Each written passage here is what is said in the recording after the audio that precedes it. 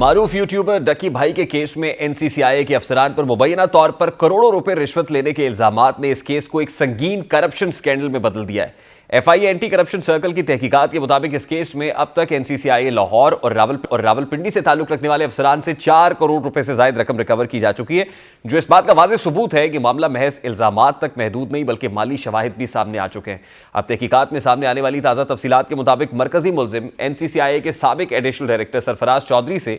1 करोड़ 12 लाख रुपए की रिकवरी की गई है, जो इस केस की संगीनी को मजीद वाज़ेह करती है। इसके अलावा डिप्टी डायरेक्टर्स जवार अहमद से 99,90,000 रुपए, मोहम्मद उस्मान से 50 लाख 15,000 और असिस्टेंट डायरेक्टर शुएब रियाज से 90 लाख रुपए बरामद किए जा चुके हैं,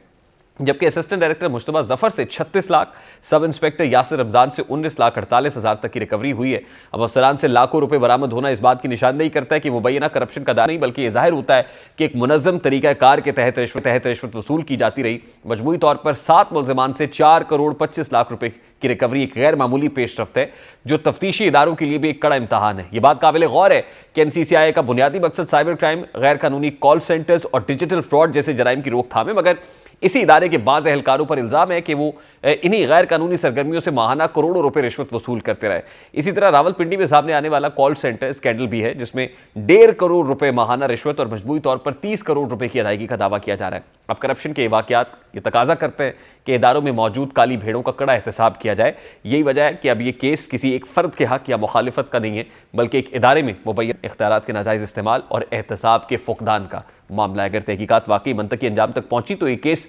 मुस्तकबिल में कानून नाफिज करने वाले इदारों के अंदर शफाफियत और इस्लाहात की बुनियाद बन सकता है।